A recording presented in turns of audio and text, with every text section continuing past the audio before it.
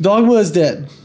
Needed to die a long time ago, but I think it's finally dying a much faster death. And what I mean by that is people are starting to demand evidence. One of the beautiful things about the internet is there's a lot of information available to everybody. And while there's a lot of bad information out there, there's also a lot of good information out there. And so people are, they read stuff from people who have scientific backgrounds, people who have, evidence-based nutrition and training.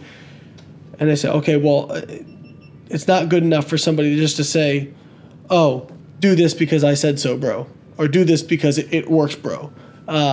You have to say, why? Why can't you? What? Give me some empirical reasoning as to why that is. And because it's important to always be willing to change your views based on new data. I've written things 10 years ago that I no longer agree with. Does that make me a hypocrite? No, it makes me a scientist, all right? If somebody continues to defend something, I used to recommend fasted cardio, okay? People say, well, in this article you recommended fasted cardio.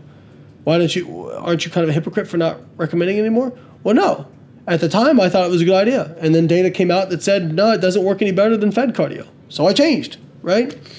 And so I think that's important because if you continue to defend a point in the face of overwhelming data, you're not a scientist, you're a politician. And I don't want politicians giving me my nutrition information. It's almost like they feel like they have to sell you something. And so they're selling themselves. And they feel like, oh, if I admit I was wrong on this, it'll tarnish me forever. It's like a politician, again, right? So I would actually find it refreshing if a politician came out and said, you know what, I had this view a while back, but now that I've seen more data, I'm changing that view slightly, and I think we should do this. That would be refreshing to me, but in the political world, that's suicide because you've changed your view. Well, science doesn't work like that. And the great thing about science is it's true whether you believe it or not.